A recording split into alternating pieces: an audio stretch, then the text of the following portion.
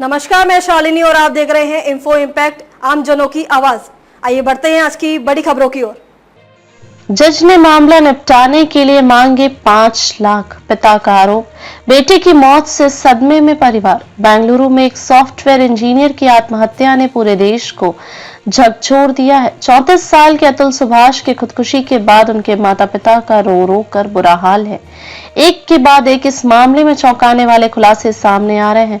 अब सुभाष के पिता ने बताया कि उसकी पत्नी ने उसके और उसके परिवार के खिलाफ कई मामले दर्ज कराए थे, जिसकी वजह से वह बुरी तरह से अंदर से टूट चुका था। क्या है मामला? सुभाष का शव बेंगलुरु के मंजुनाथ लेआउट क्षेत्र में स्थित उनके आवास पर फंदे से लटका मिला था। उनके कमरे में एक तख्ती भी लटकी मिली जिसमें लिखा था, न्याय मिलना बाकी है। सुभाष ने आत्महत्या करने से पहले 1.5 घंटे का एक वीडियो बनाया जिसमें उन्होंने उन सभी परिस्थितियों का जिक्र किया जिसके कारण उन्हें यह कदम उठाने के लिए मजबूर होना पड़ा।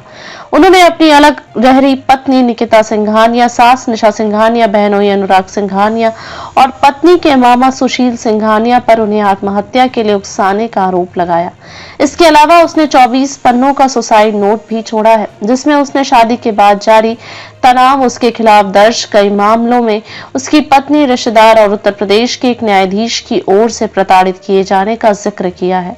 5 लाख की मांग। सुसाइड नोट में यह भी आरोप लगाया है कि न्यायाधीश ने मामले को निपटाने के लिए 5 लाख रुपए की मांग की थी। सुभाष के पिता पवन कुमार ने कहा, मेरा बेटा हमेशा कहता था कि बहुत भ्रष्टाचार है, लेकिन वह लड़ेगा क्योंकि वह सच्चाई की राह पर है। वह अंदर से टूट गया था, फिर भी उसने किसी को कुछ नहीं बताया। 2021 से मामले दर्ज कराने का सिलसिला हुआ शुरू।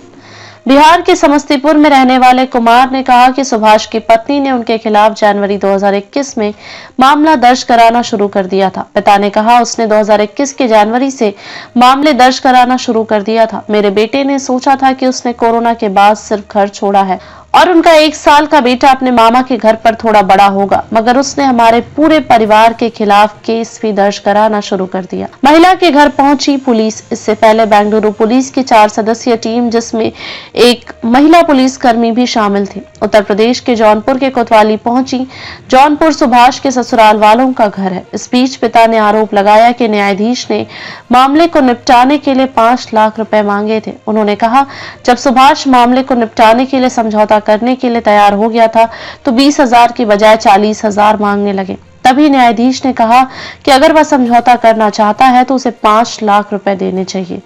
भाई ने कहा, हमें कभी ऐसा नहीं लगा। इस बीच सुभाष के भाई विकास ने कहा कि उनके परिवार को कोई जानकारी नहीं थी कि वह इतना बड़ा कदम उठा सकते हैं। उन्होंने आगे कहा, हम उनसे सामान्य बातचीत करते थे, हमें नहीं पता था कि उन्होंने ऐसा कदम उठाने का फैसला किया है। हमें कभी नहीं लगा था कि वह ऐसा कदम उठाने जा रहे हैं। मैं उनके कुछ दोस्तों के संपर्क में हूं और उन्हें भी कभी ऐसा महसूस नहीं हुआ कि वो कुछ ऐसा करेंगे।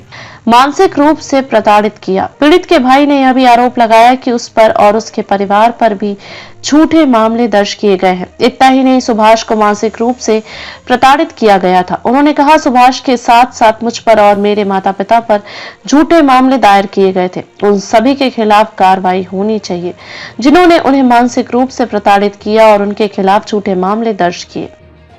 खबरों में अब तक के लिए बस इतना ही। फिर होगी आपसे मुलाकात, तब तक के लिए नमस्कार और देखते रहिए इन्फो इम्पैक्ट, आम जनों की आवाज। ऐसे ही लेटेस्ट अपडेट पाने के लिए हमारे चैनल को सब्सक्राइब करें और तुरंत नोटिफिकेशन पाने के लिए बेल आइकन प्रेस करना ना भूलें।